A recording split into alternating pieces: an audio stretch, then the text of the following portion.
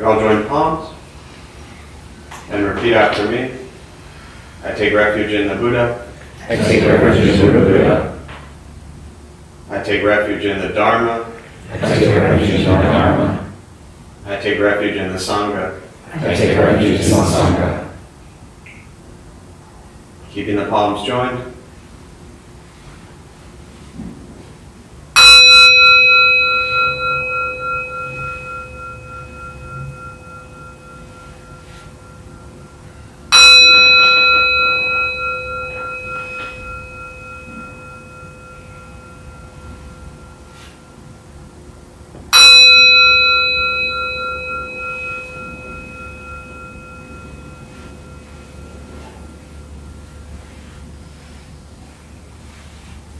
Put the palms down.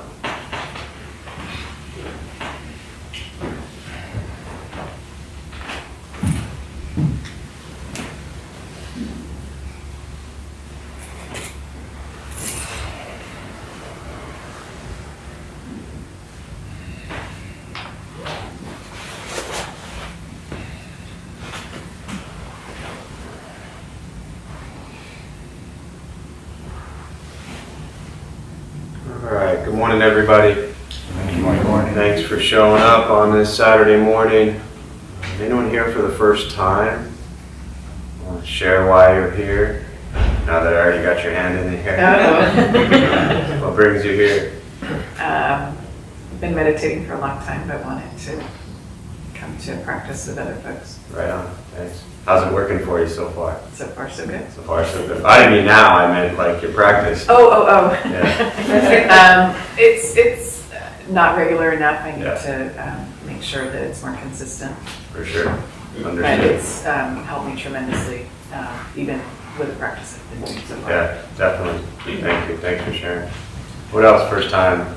Yeah, I've come to a few other meditations here at the temple, but this is my first this one. All right. So, Well, welcome. thank you. I'll do my best to, live up to the others that you've attended. Anyone else first time here want to share why? Yeah. Please. Company brother. He dragged you here, huh? Did he tell you good stuff? Yes. Did he promise you pizza and beer afterwards? No? All right, well, welcome. Glad you're here. Anybody else first time want to share why they're here? All right. Well, glad you're all here. Thanks for showing up. We'll start with a little meditation practice. A couple things I tell you before we begin. Nothing's going to happen to you. Right? You're not going to float away. You're not going to have any mystical, magical experiences. The mind that races all day long is not going to shut off. Don't judge your practice, meaning don't ask yourself, is this working or not working? Are you doing it right? Are you doing it wrong? We're just going to sit and breathe. Right? You'll hear sounds inside the room, sounds outside. This is life. Life is filled with chaos. And this practice of learning to get quiet is still within all of the chaos. If you are brand new to meditation or brand new to here, often there's this idea that meditation is going to empty your mind or empty your thoughts or that you're going to think nothing. You'd end up sitting there telling yourself, think nothing, and that's just a waste of time. So your mind will wander, your mind will race. It doesn't mean you're doing this wrong. It doesn't mean you're a bad meditator. You judge enough things in your life, yourself included. That's probably what got most of you here. So please don't, in turn, then start to judge your meditation practice. You're just going to sit and breathe. If you stop breathing, then that's a whole different story, and we have to address that. It's a lot of paperwork, so please keep breathing. All right, posture, you just want to be comfortable. If you are in a cushion, often it helps. Sliding to the front third, pushing the stomach forward, allows the back to straighten. If you're on a bench or chair, same thing, however you're seated. Also just trying to sit up straight, relaxing the shoulders, hands can be on the knees or in the lap, whatever's comfortable. I will guide us as we begin, and we'll settle into a little bit of silence. Most important with this practice, do not expect anything. We're just going to sit and breathe. And to those who are joining virtually, welcome. Glad you're here. Thanks for showing up. We appreciate it.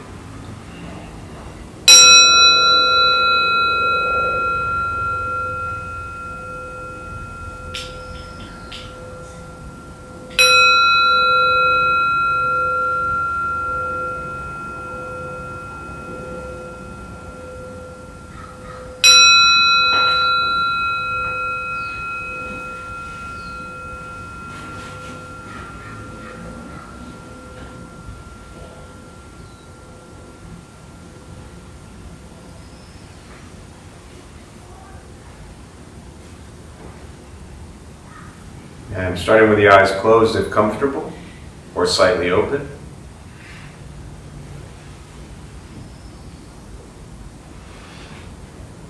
Mouth is open or closed, whatever's comfortable. We'll start with taking 3 deep breaths slowly.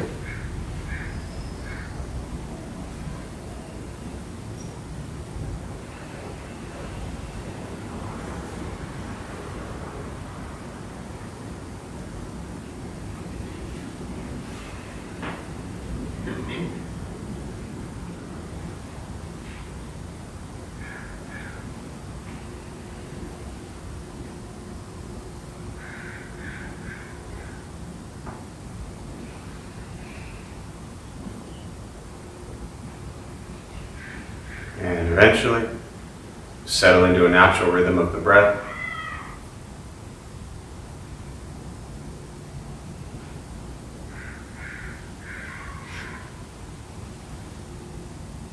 Noticing the mind as it wanders, jumping from thought to thought. We'll start with gently guiding the attention, focus, the stomach or chest.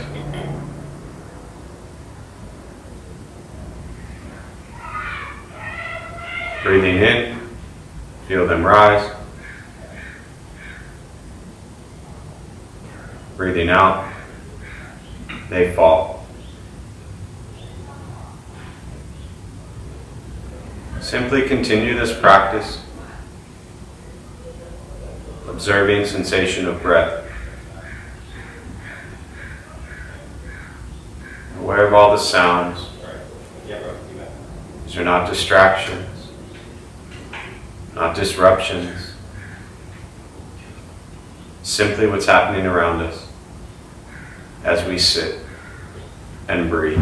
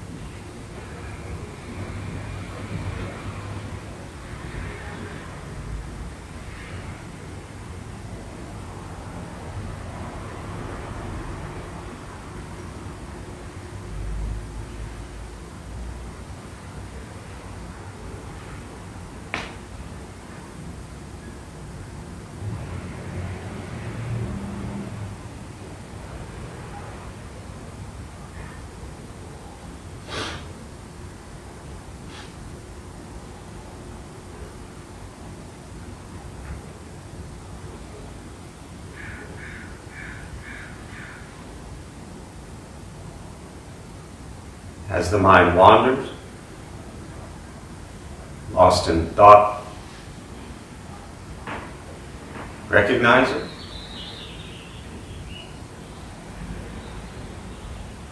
Release that thought, returning attention, focus to the breath.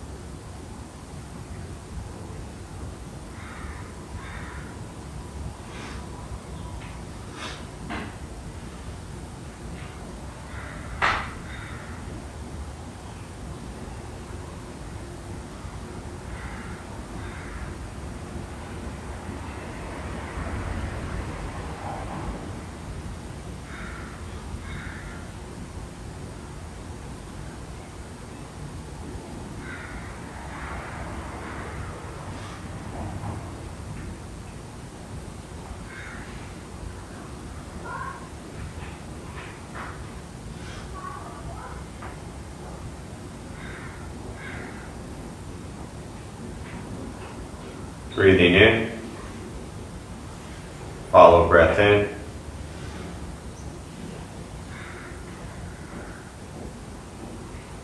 Breathing out. Follow breath out.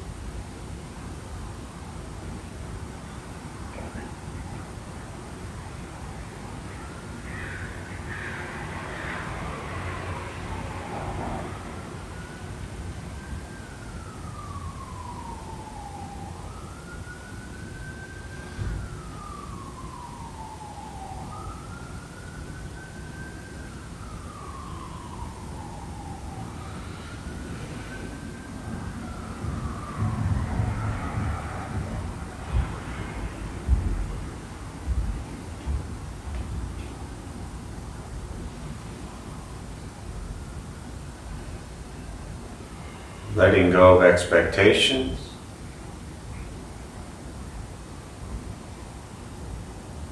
Letting go of judgments from the practice.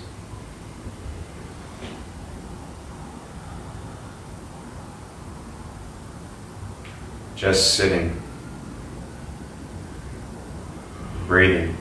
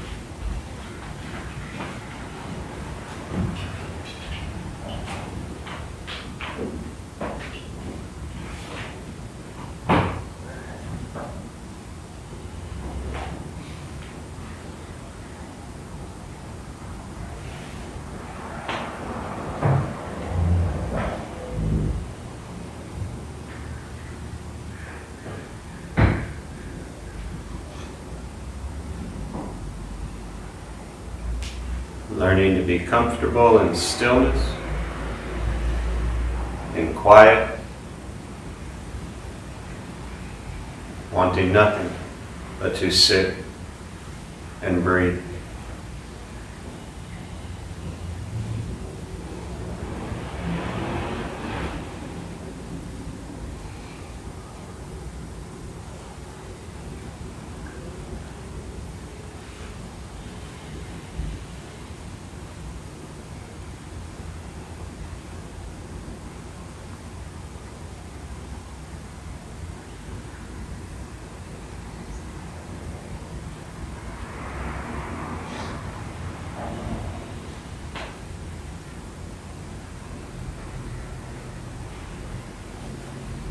And with the body still, rested, the speech quiet, aware of all sounds, and the mind learning to settle,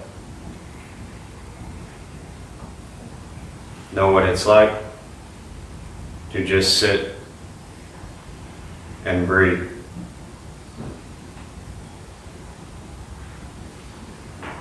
Knowing with each breath, there's nothing else to do, nowhere else to go,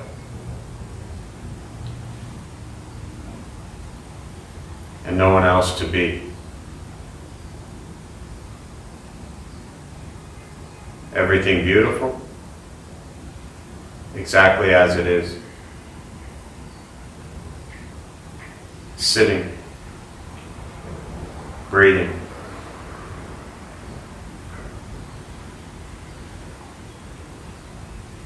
And once again, taking 3 deep breaths, slowly.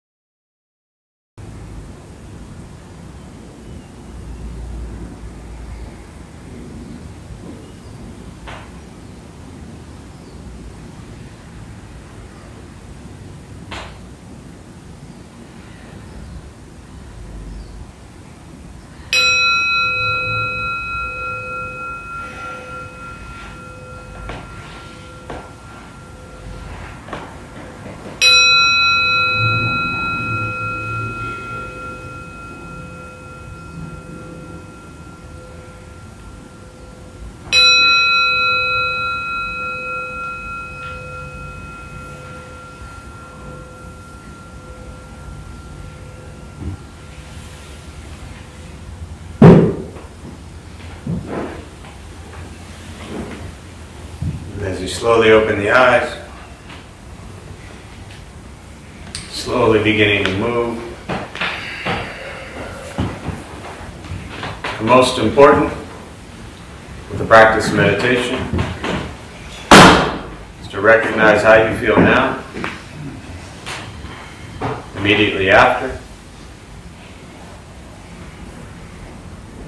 Compare this to how you typically feel throughout your day. Recognize the difference, if there is one. Ask yourselves how you prefer to feel every day for the rest of your life. And realize however you feel now, if it's quiet, calm and still, or a busy mind, racing mind, whatever you're sitting with at this moment, has nothing to do with anything I said.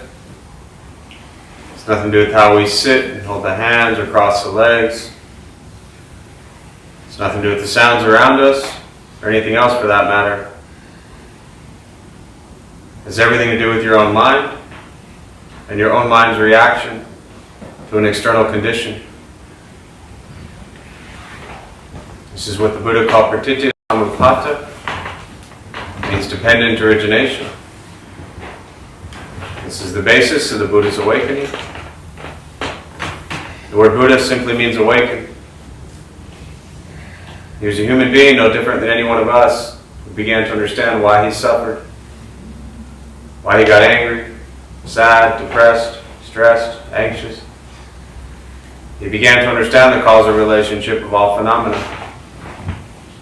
And what that means very simply for all of us, regardless where you come from or what you believe in or where you think you're going, your whole life is filled with things that happen. You react. More stuff happens, more reactions. That's it. This practice is simply learning what it's like to respond to something quietly, peacefully, still. Because for most of us, the way you responded to the last 20 minutes is quite different from how you respond to every other 20-minute period of your life. And so all we're working on is closing the gap to where the way you feel now is closer to how you feel always.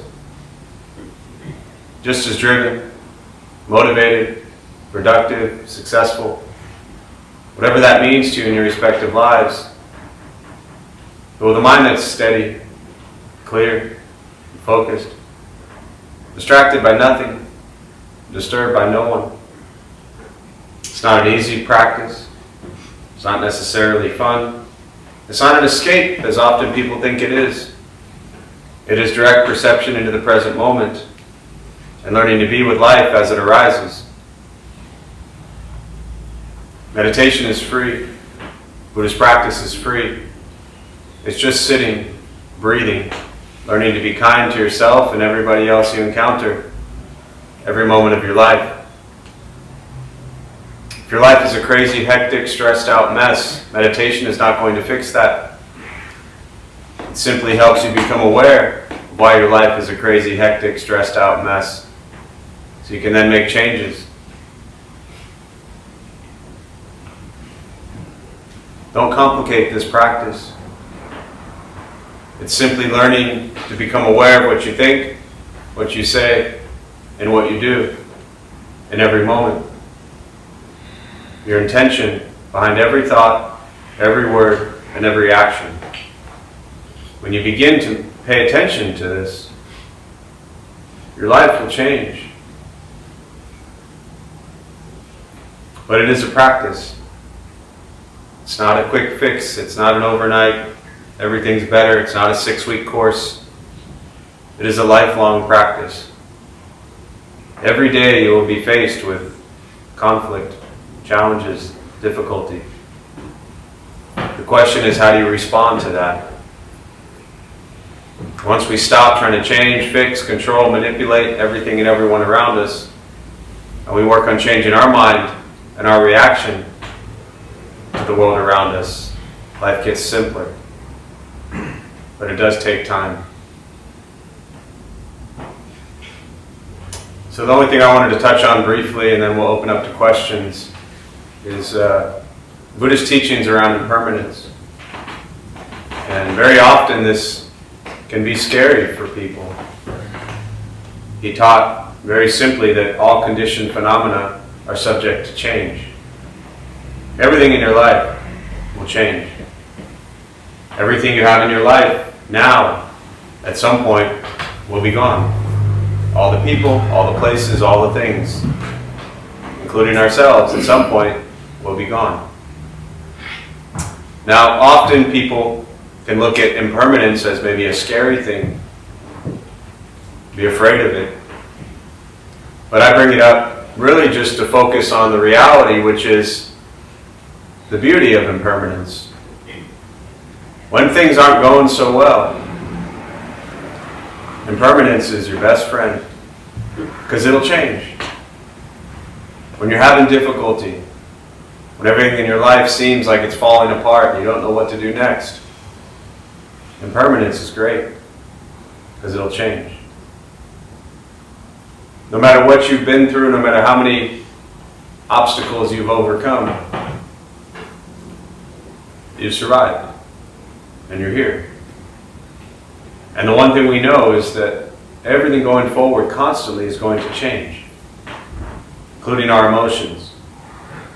Anyone ever been happy? once in a while. Remember that time, like 6 years ago?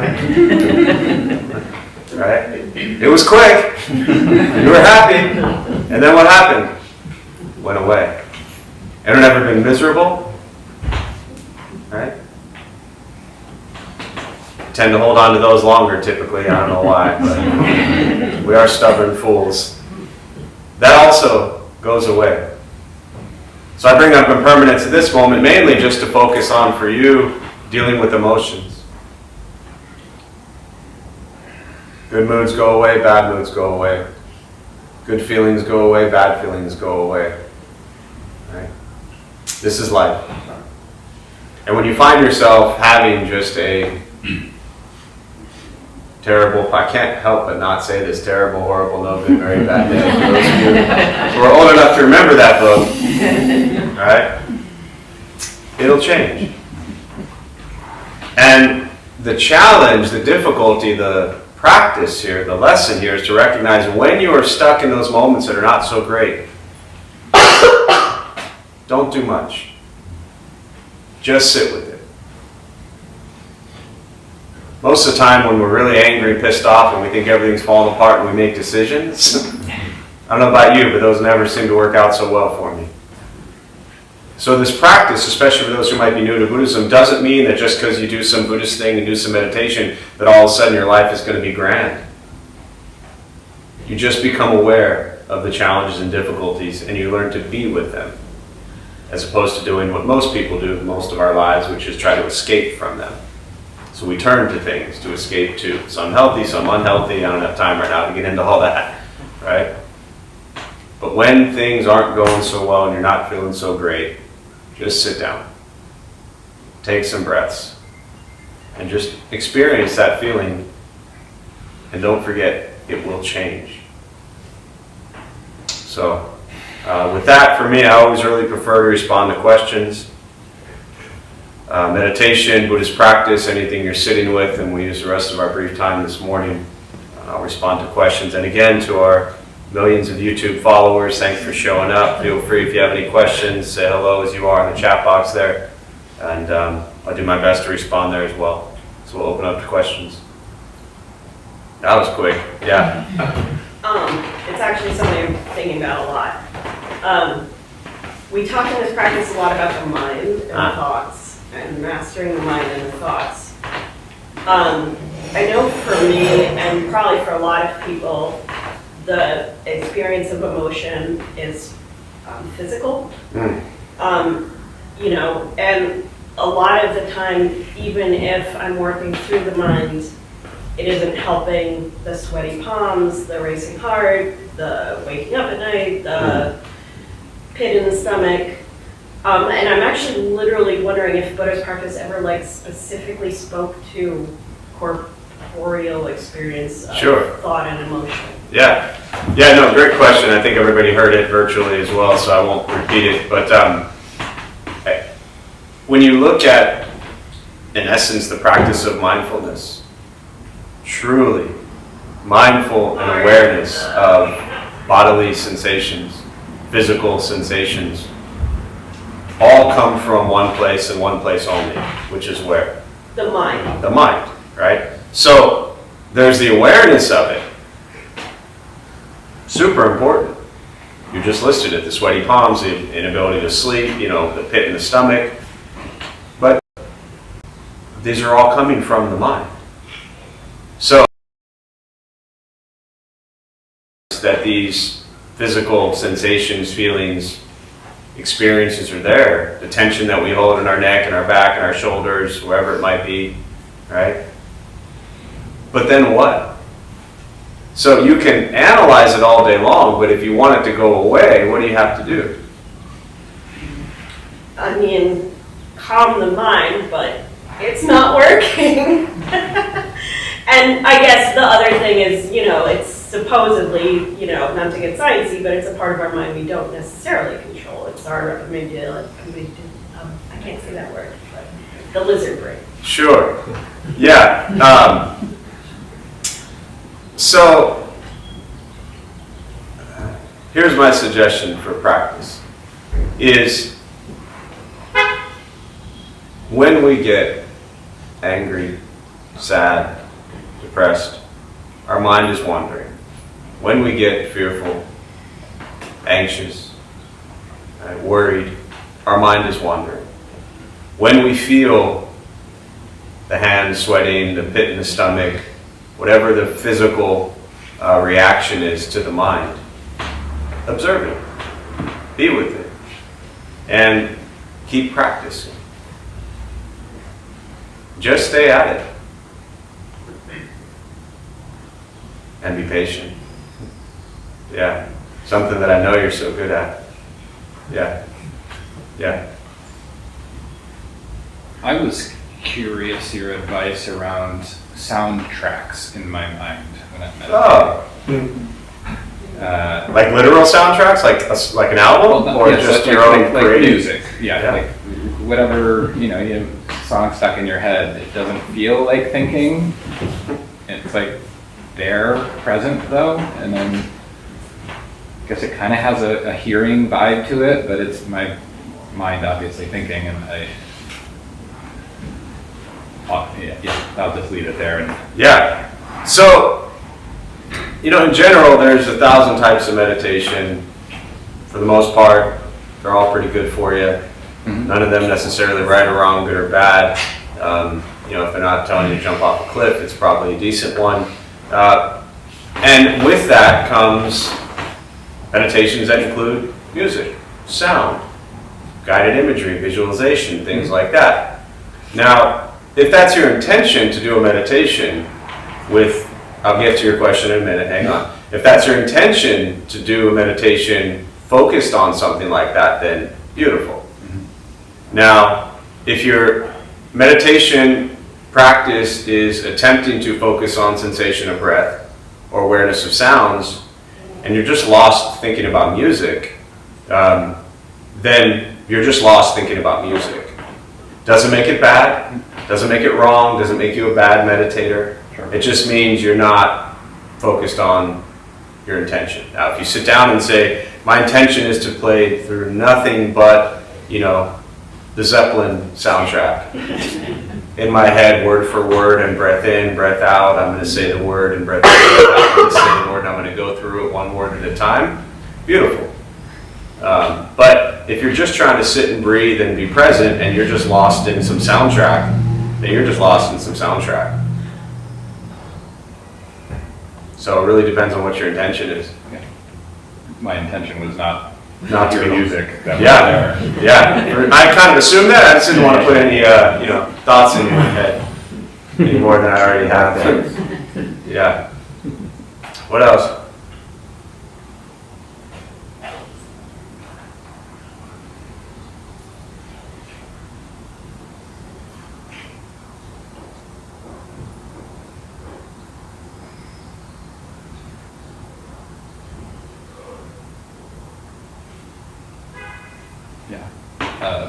I'm very new to Buddhism, came through it by way of refuge recovery. Yeah.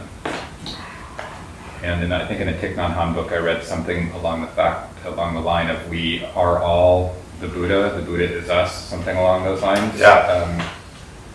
Could you speak to that? And Sure.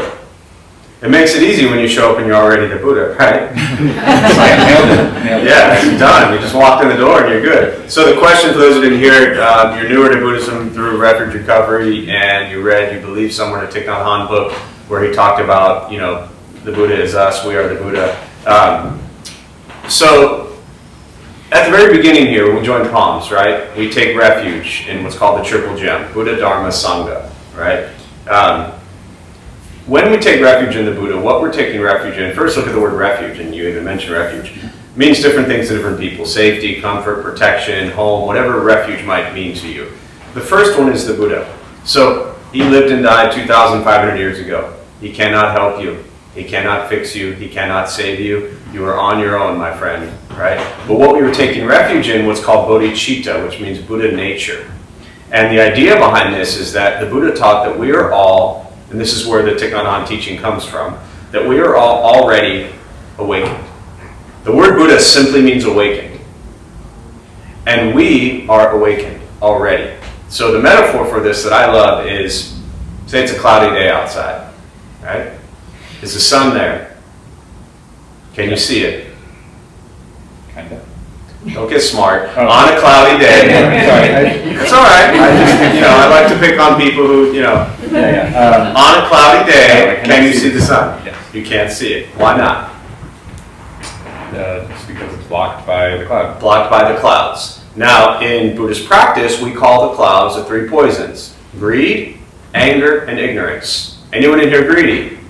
Anyone in here angry? Anyone in here ignorant? Right? I love building a community surrounded by greedy, angry, ignorant people. The beauty is we look at that. We look at our greed, we look at our anger, we look at our ignorance. As the Buddha taught, we practice generosity to overcome greed, compassion to overcome anger, and wisdom to overcome ignorance. But we have to see that greed, anger, and ignorance. These are the clouds. When the clouds part, do you see the sun? Yes. So that sun, that is bodhicitta, that is Buddha nature. We are not trying to be like, one of my favorite expressions is, we're not trying to be like the Buddha. We're trying to seek what he sought, what he was looking after, right? He was trying to figure out how to end suffering, very simply. You have to figure out what is causing, what's your name? Doug. So you, Doug, have to figure out what is causing Doug's suffering. We ain't got time for that right now. But that's what you have to figure out. Your suffering, your greed, your anger, your ignorance, your cravings, your attachments, your desires, all these things that are causing so much pain in your life, those are the clouds that you have to look at and begin to decrease, minimize, move them. And as they move, as they decrease, as they slowly go away, then that Buddha nature will awaken. And it'll shine. But we're not trying to, like, Buddhist practice is not about trying to get somewhere. Yeah. You know what I mean? The sun is always there. And there's this idea, a lot, especially with Western religions, that we have to become like the Buddha became. Right? It's very clear in the practice that on his journey, right, as a prince, and then he left home at 29, he roamed the base of the Himalayan mountains for 6 years, and at 35 he sat down under the Bodhi tree, said, I'm not moving until I figure out why we suffer. So for 21 days he began to figure out that the nature of all suffering comes from one place and one place only. And no, it's not the person sitting next to you, right? It's your own mind. That's what he taught. And he had two great teachers along the way, as he was close to being, called the awakened one. They just called him the Buddha, which meant the awakened one. And he left both of those teachers because he realized they could not do it for him. He had to do it for himself. So that's why we're not trying to strive to be like him. We're not trying to strive to be like the teacher or the Buddhist person or the guru or the master or the monk or the nun. You have to figure out your own mess. And then you have to work with that own mess. And that's where we practice loving kindness, compassion, joy, equanimity, all these beautiful key buzzwords. We have to practice them. That makes sense? Yeah. Yeah. It's more of a sharing than a Sure. question.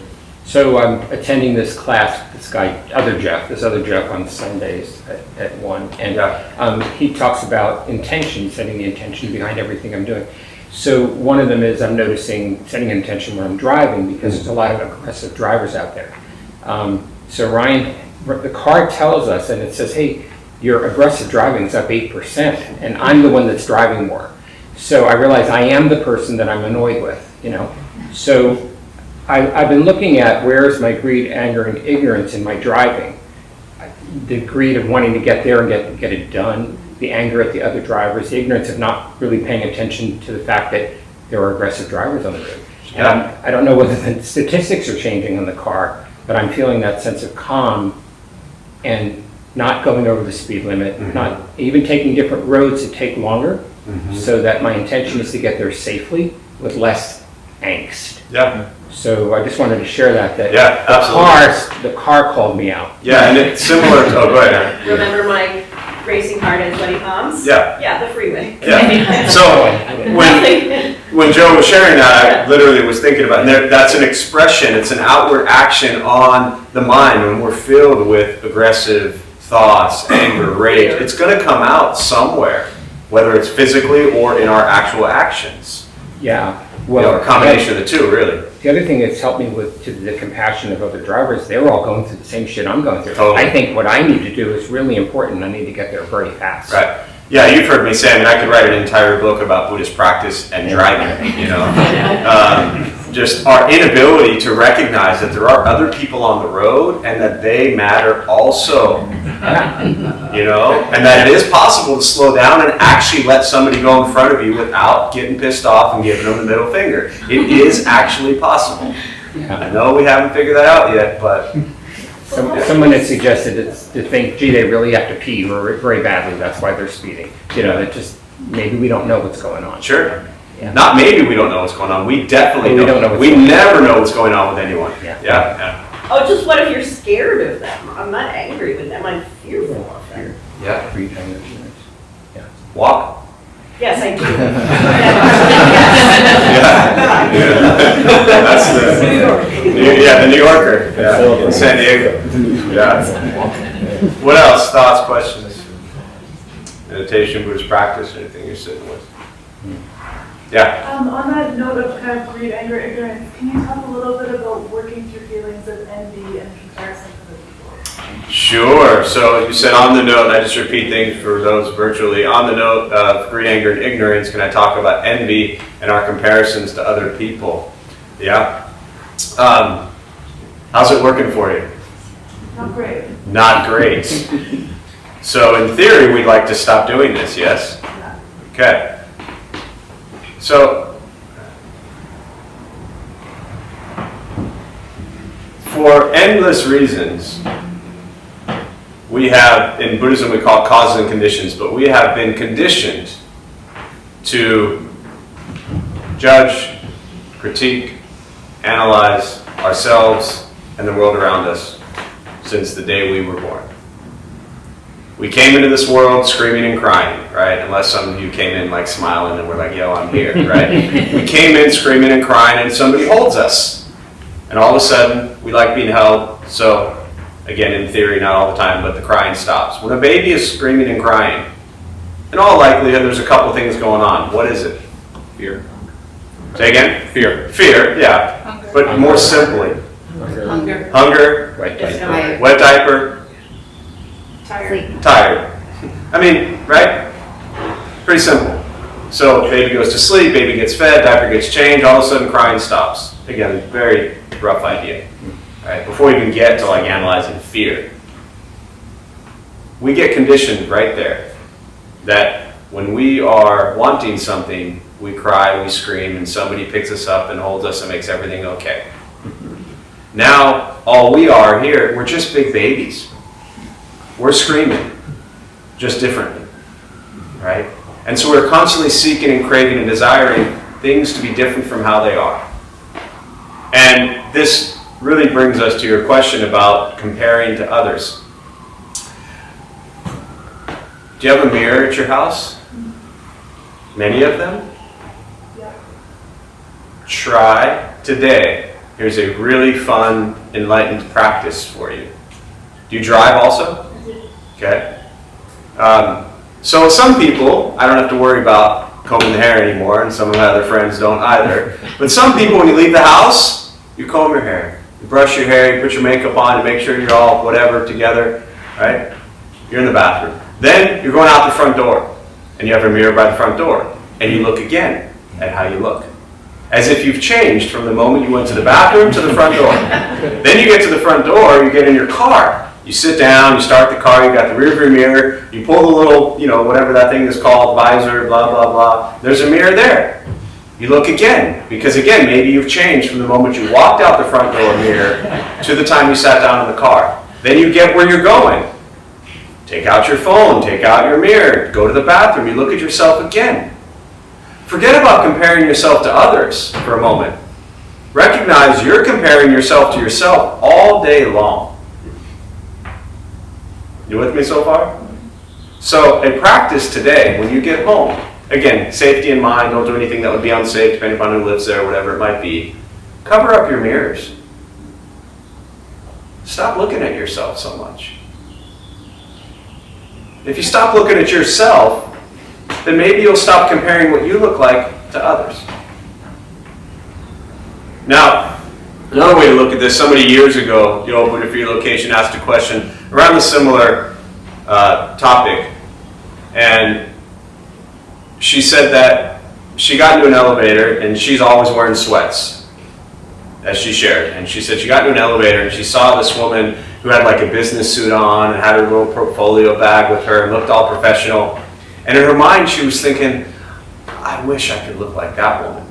And I'll never forget this because my immediate thought was, how do you know the woman in the business suit with the portfolio and the heels and looking all professional wasn't thinking, I wish I could look like that woman in sweats. Right? This idea of comparing ourselves to others, we've been doing forever. And it's unhealthy. Suzuki Roshi, a great Zen master, built San Francisco Zen Center, he would say to his students, you're all perfect exactly how you are. And you all could use a little improvement. Don't be afraid to give yourself some credit for just getting through life, being alive, and being beautiful as you are. Without having to fix billions of dollars are spent telling you what you should look like, what you should wear, what you should drive, who you should spend time with, places you should go. Billions and billions of dollars spent targeting you to tell you everything that's wrong with you. So you need to go fix you. That's just nonsense. There's nothing wrong with you.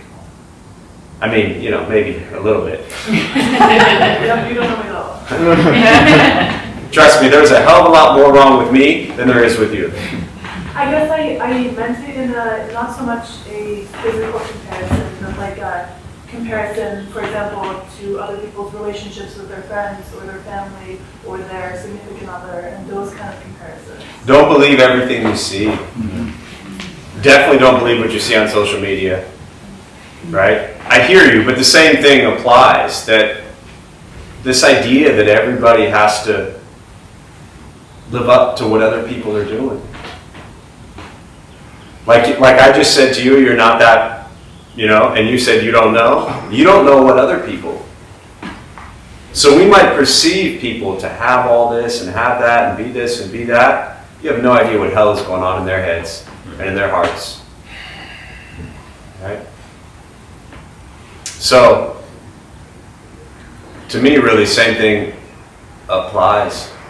Whether it is dealing with just physical or, appearance of things, or the views we have of others, how we think their lives are so great, and ours are so terrible, right? Did you have food today? Shelter? Had a way to get here? You're in San Diego, it's Saturday morning, 11 o'clock, it's beautiful inside and outside. Your life's pretty damn good if you ask me. So what I'm really getting at is once we stop looking at others and we start having gratitude for what we have, others don't matter. I don't mean that in a selfish way, I just mean in a comparison way. You ever fed people sleep on a street every night? Just once. Do it more. And that'll bring a greater, deeper sense of gratitude into your life, and then you just stop giving a shit about what other people have. It doesn't matter. That's their mess. That's their joy. So it takes practice, but yeah. Thank you. Yeah, for sure. What else? Thoughts, questions? What are Buddhist thoughts on distraction? For example, with distraction, you could like pull you away from your focus or your flow and get you away from what you're doing. But sometimes it could actually be a blessing, and you get distracted by something, and then it becomes something that gives you joy or creates value for you or your family. Sure. So how does Buddhist thought see distraction? So the question on Buddhist thought, seeing distraction, for me, when I look at Buddhist teachings, I have a funny, we use this word distraction.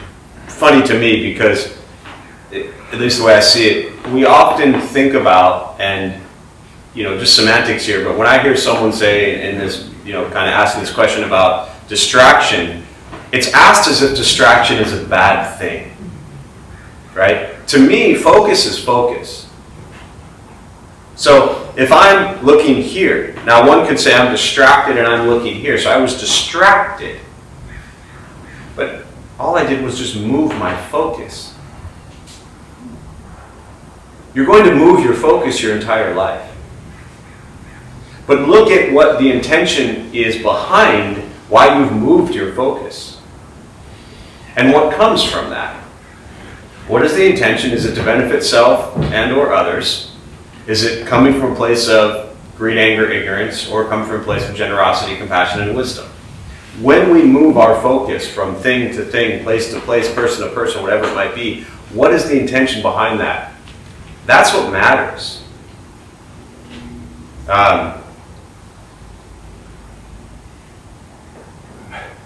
Does that make sense? Yeah. We're constantly changing and evolving who we are, what we're doing, where we're at in our lives. It's always going to happen.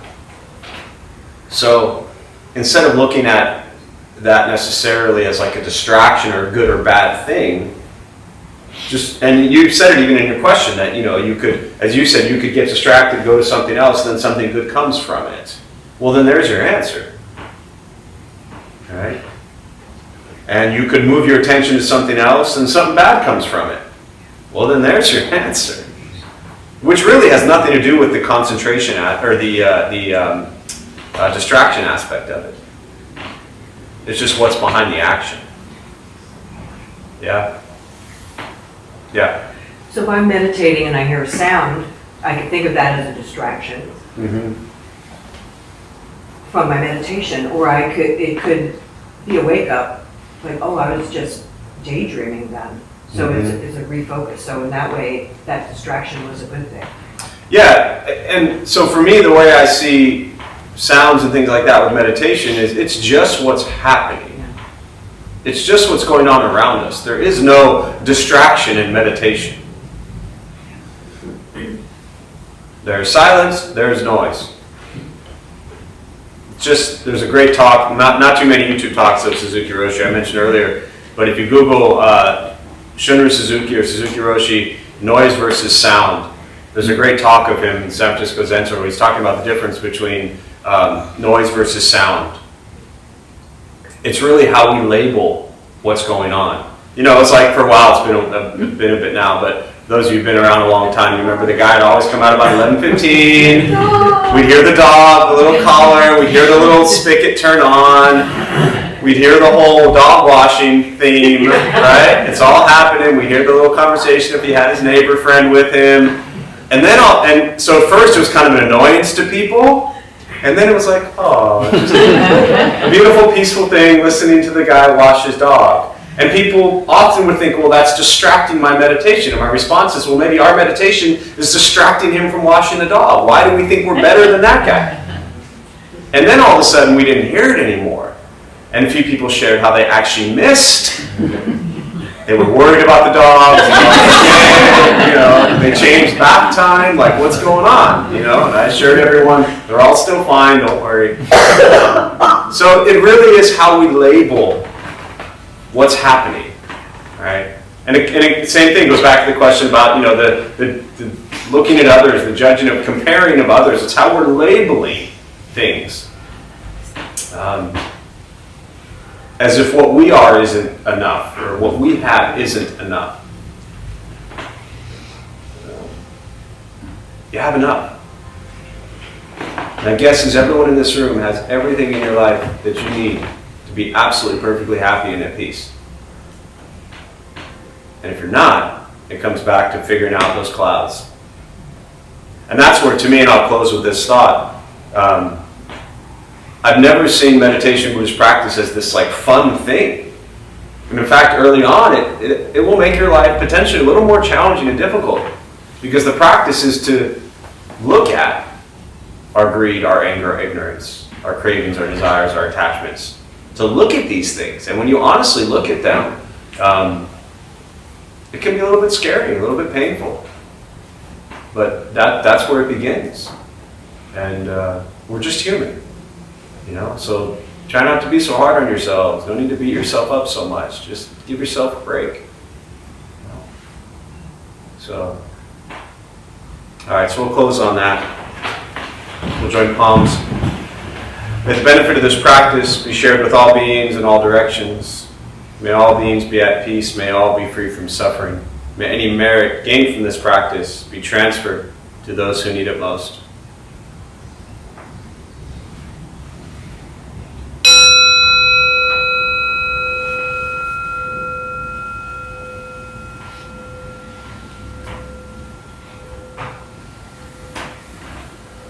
right, a few quick announcements before you all head out. Thanks for being here. My name is Jeff. I'm a Dharma Bum. We opened up this temple 17 years ago to introduce meditation, Buddhist practice to those who show up. Those of us who lead, we're not monks, we're not nuns, we're not gurus, we're not masters, we're not teachers, we're not looking for students. We're just practitioners doing our best to share our interpretation of Buddhist practice with those who show up. So just about every night we have different classes going on from different people leading from a different tradition. Every Thursday, 4:30, we do a food redistribution program. I still think it's one of the best things around here. We prepare gourmet vegetarian meals, also known as peanut butter and jelly, and we feed people who sleep on the streets every night. So, as I mentioned, anytime you lack gratitude, you think your life sucks, you think you got it so bad, feed people who sleep on a sidewalk, and it tends to put things into perspective. So that's every Thursday at 4:30. Other than that, I don't think there's anything out of the ordinary. We have no cleaning crew, we are it. There's a sign inside the bathroom of some cleaning tasks if anyone wants to stick around. Joe, can you raise your hand just so that you're always outside? But this is Joe. We do need, you still need, yeah? Sure. Two to three strong people that want to help move a couple things out in the garden. So Joe will meet you out in the garden if you're 2 or 3 strong people. Good luck. Really strong person. Really strong, sorry. Really strong people, let me clarify. So Buddha for you is downstairs. If you need anything, thanks for being here, and I wish you well.